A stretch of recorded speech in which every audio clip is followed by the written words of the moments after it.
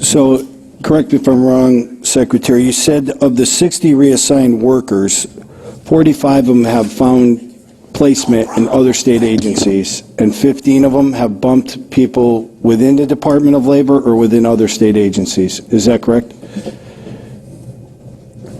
That was the result of a process within one of the impacted bargaining units. So that's only a subset. There are other bargaining units that have had comparable experience.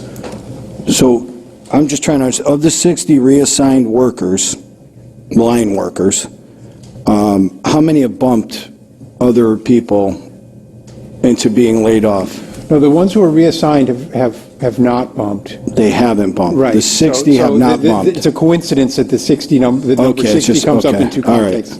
That there have been approximately, and I forgive me, I don't have the across bargaining units. There have been about 60 people placed. There are some others who have bumped and are still awaiting final resolution of whether they will bump somebody who will then be able to accept a position.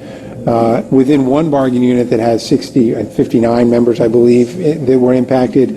That was where there were 45 or so people who were placed, and the remainder bumped. So I use that as an example. I'm just trying to get to the bottom line number here. If this 35 number of people that were laid off is a true number or not, because if 60 were reassigned to have new jobs and no one was bumped, so there's 35 people are still laid off right now. The number's not greater than that, correct? That's correct. No one else has been laid off because of the 60. Well, except that because when they bump, then that triggers another layoff. Well, that's what number is that? I want to know what the total number is. Like the people from the start of this that are laid off now because of this decision.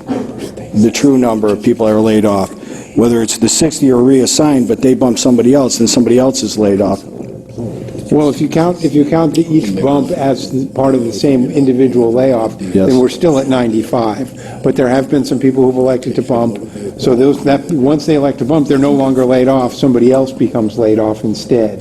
And that's the number I'm looking for. This total number is still 95. So there's still 95 people right now that are not working that were working a few months ago. Right, except that a bunch of them are working at other agencies or will start working at other agencies when the effective date of the layoff comes, which is in October.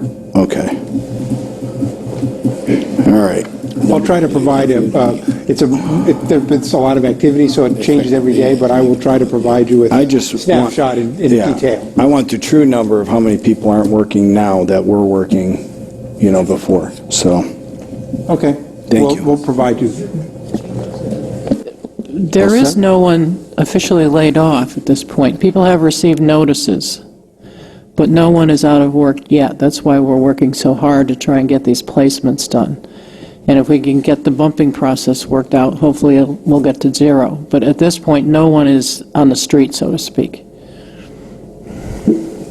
Okay, thank you. And what's the time frame for where they're going to start being on the street? Middle of October.